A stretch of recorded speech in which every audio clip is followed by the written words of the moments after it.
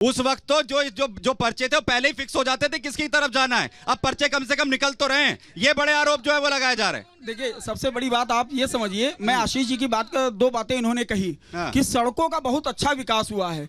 ये तो आप अगर जो रास्ते में आए होंगे तो आपको कई घुमंतु मिल गए होंगे सड़कों पे। आप ये समझ लीजिए, उनकी वजह से किसान अपने घर में रात बिता नहीं पा रहा है, वो खेतों में रात अपनी बिता रहा है। ये दुर्भाग्य आज के उस अन्नदाता का कि वो अपना परिवार छोड़ के खेतों में रात बिता रहा है, अपना एसी में बैठे हैं। दूसरी चीज मैं आपको बता दूं, बहुत बढ़िया बात कही महिला अस्पताल की। जरा इनसे ये भी पूछ लीजिए, आशीष जी बहुत जिम्मेदार पद पे हैं, कि उस महिला अस्पताल का निर्माण किस सन में हुआ था, किस सरकार में हुआ था। 20 साल से इनके सांसद महोदय यहाँ पे हैं, राज्य मंत्री इनके यहाँ पे हैं, इवन नगर पालिका अध्यक्ष भी इनके यहाँ पे हैं। दुर्भाग्य ये देख लीजिए कि आप समझिए, हार्ट स्पेशलिस्ट सीतापुर में 54 लाख की आबादी पे एक भी नहीं है, मतलब रेफर कर दिया जाता है लखनऊ उसको। लेकिन बड़ी बढ़िया बात यह है कि लखीमपुर सीतापुर सीट पर सबसे ज्यादा कांग्रेस पार्टी रही है। इस बात की भी गारंटी है ना, कांग्रेस पार्टी सबसे ज्यादा रही है। सीतापुर में जो विकास किया, पूरे देश में जो आज ये विकास भुना रहे हैं, चाहे अंत्योदय योजना हो, चाहे आपका आरटीआई हो, चाहे आरटीई हो, चाहे आप आवास योजना हो, समाजवादी पार्टी को हो, नहीं सर, एक बात बताइए, फिर भी समाजवादी पार्टी को 28 साल लग गए यहाँ पर जीत के लिए, और कांग्रेस पार्टी इंतजार कर रही है इस जीत के लिए। बहुजन समाज पार्टी दूसरे नंबर पर आ जाती है, लेकिन इसके बावजूद भी जनता फिर भी मौका नहीं देती। मैं फिर से जनता के पास जाऊंगा और मुझे एक बार फिर से जवाब दे दीजिए यहाँ पर आशीष जी, जिस महिला अस्पताल का वो जिक्र कर रहे हैं, क्योंकि आयुष्मान भारत हो और एक एक व्यक्ति तक, जो इस समाज का आखिरी व्यक्ति है, उस तक हर एक मदद पहुंचाने की बात हो, ये तो सबसे बड़े दावे वादे हैं आपकी पार्टी के।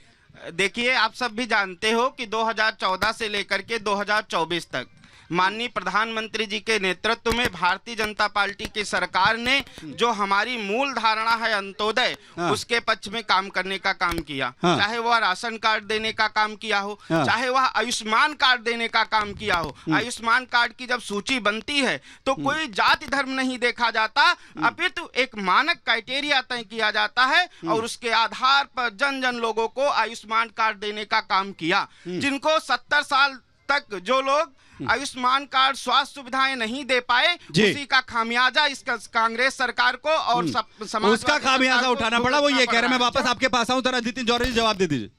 जो आयुष्मान कार्ड की समय हमारे मित्र जो बात कर रहे हैं, मैं उसका सही उदाहरण देता हूँ। अभी कुछ दिन पहले हमारी माता जी एडमिट हुई थी, यही आपका साई संजीवनी हॉस्पिटल में। तो मैंने एक बात रखी वहाँ पे डॉक्टर साहब के सामने कि हमारे पास आयुष्मान कार्ड होता तो क्या इनका इलाज हो सकता था। बोले हमारे वहाँ सर्जरी का ही अप्रूवल है, आप ट्रीटमेंट नहीं करा सकते, सर्जरी करा सकते। अगर कोई गरीब, ऐसे उदाहरण ना राजधानी दिल्ली में मिल जाएंगे, मोहल्ला क्लिनिक को लेकर भी जो मैं तो यही कह रहा हूँ ना कि आप वहाँ पर भी 50 उदाहरण ऐसे मिल जाएंगे। वहाँ पर कितने लोगों को जो है रोज रेफर कर दिया जाता है पर्टिकुलर केस के ऊपर, एक पर्टिकुलर केस पर बात होगी। मैं तो उदाहरण पेश कर रहा हूँ। जी जी, बोलिए आप बताइए। देखिए, मैं तो ये कहूँगा कि सबसे बड़ा दुर्भाग्य है जो सत्ता पक्ष सरकार रही कि हमारा देश जो है कृषि प्रधान देश है, तो उसमें जो है सबसे बड़ा दुर्भाग्य ये है कि उन्होंने जीएसटी लगा दिया कृषि पर, खेती पर। तो ये जो कांग्रेस का जो न्याय पत्र है उसमें आने से ये जीएसटी हटेगी, पहली चीज। दूसरा, जो जाति धर्म की बात की है ना, मैं स्वास्थ्य कले को बता रहा हूँ, जैसे महिला पे इन्होंने जो डिबेट अभी बात चल रही थी, पहली चीज जो यहाँ पे ट्रामा सेंटर है, वो भी ट्रामा सेंटर का ही जीर्णोद्धार नहीं हुआ, बंद पड़ा है 10-15 सालों से। अगर चाहती तो वो सत्ता पर सरकार करा सकती थी, तो उस पर ध्यान नहीं दे रहे। इनको तो सिर्फ जुमलों के अलावा कुछ आता नहीं है सरकार जुमले की। जी बोलिए। जितने भी डॉक्टर हैं यहाँ पे, डॉक्टर की नियुक्ति नहीं हो रही है, और डॉक्टर यहाँ पर हार्ट का एक भी डॉक्टर नहीं, ना स्किन का, ना उसका है सर्जरी का। बोलिए सर। अभी भाई हमारे थे जिन्होंने लेखपाल भर्ती को बात की। इसी प्रदेश में एक आयोग है UPSSC, 2021 में पहली भर्ती पेट से आई थी। 18 विज्ञापन निकल चुके हैं, 17 सिर्फ फंसे हुए हैं, कोर्ट में कोई सुनना नहीं चाहता। मुख्य सेविका भर्ती को लेकर के जो हमारे अटॉर्नी जनरल थे, एडवोकेट जनरल, उनको इलाहाबाद से प्रत्याशी बना दिया गया। कोर्ट में कोई पक्ष रखने के लिए तैयार नहीं है। सरकार के पास जाके, बेबी रानी मौर्य के मंत्री जी के पास जाके, सबके पास गए हम लोग, पर कोई सुनवाई कहीं नहीं है। सब कहते हैं विभाग जाओ, विभाग कहता है मंत्री जाओ, मंत्री कहते हैं आयोग जाओ, कोई नहीं सुनना चाहता। 18 भर्तियां निकल गई पूरे साल। यही गवर्नमेंट 2017 में जब आई थी तो CBI की जांच का नाम लेके आई थी PSS की भर्ती पे, और आज तक 10 साल होने को हो जा रहे हैं, पर कोई जांच का परिणाम नहीं निकला इस चीज का। ठीक है, आशीष जी जवाब दीजिए। जैसा भाई साहब ने बताया UPSC के लिए मैं ये कहना चाहूँगा कि जो भी हाई कोर्ट में हाई कोर्ट में जिस तरीके से आपके प्रकरण निलंबित हैं, अतिशीघ्र सरकार इस चुनाव के बाद उसको संज्ञान लेगी और उसका निवारण कराने का आज एक, क्योंकि आज खुद सीएम योगी आदित्यनाथ जब यहाँ पर पहुंचे, उन्होंने बड़ी बात कहते हुए ये कहा कि ये वो लोग हैं जो राम मंदिर पर गोली चलवाने वाले लोग हैं, ये वो लोग हैं जो लगातार जो है राम मंदिर के खिलाफ खड़े होते थे, ये वो लोग हैं जो लगातार निमिषारण्य को जो है आगे बढ़ने से रोक रहे थे। तो ये तो माता सीता की जो है वो धरती है। और आज तो खुद प्रोफेसर साहब आपके समाजवादी पार्टी के वो कह रहे हैं कि राम मंदिर तो गलत बना है। जवाब दीजिए। राम के अलावा बीजेपी और आर भारत अगर कोई दूसरी बात करता हो तो आप हमें बता दो। राम के अलावा अगर कोई बात करता हो तो बता दो। नहीं, गलत है इस पे बात करना। आप मुझे ये बताइए, क्या प्रभु, आप मुझे बताइए, अगर राम गोपाल ये कहते हैं, मुझे बताइए योगी आदित्यनाथ जी आए, राम गोपाल जी ये कहते हैं क्या राम मंदिर गलत बना? राम गोपाल जी को छोड़िए, राम गोपाल जी को छोड़िए, आप मुझे बताइए समाजवादी पार्टी के सदस्य नहीं है। बताइए, आप मुझे ये बताइए, आप किसके सदस्य हैं? आप मुझे ये बताइए कि योगी जी मन से बोल रहे थे, मुझे नहीं सवाल पूछना चाहिए। ये बताइए, आप मुझे बताइए, योगी जी मन से बोल रहे थे, क्या उन्होंने बोला कि पिछले 7 सालों में उन्होंने गन्ना पे केवल 20 रुपए बढ़ाया? क्या उन्होंने बोला? तो सवाल ये नहीं है। हिंट ले लीजिए। इधर आइए, अब जनता की हिंट ले लेते हैं कि आखिर यहाँ की सीतापुर की जनता क्या कह रही है। आप हिंट बताइए जरा, सीतापुर के अंदर क्या माहौल है इस बार?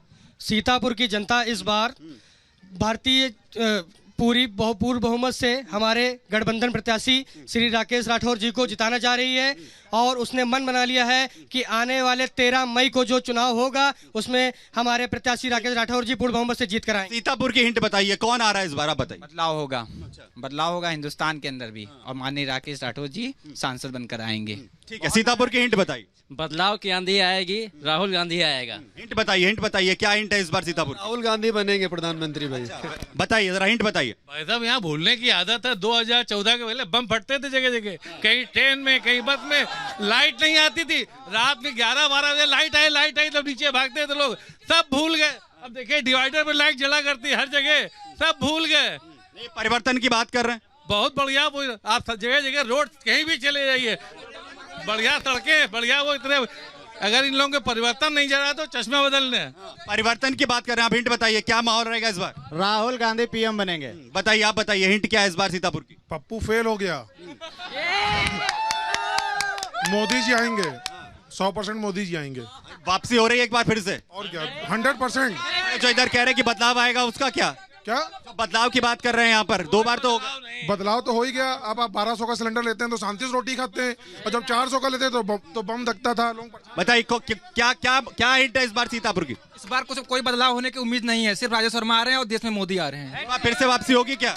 बिल्कुल बिल्कुल वापसी होगी। हैट्रिक मोदी आएगा, मोदी।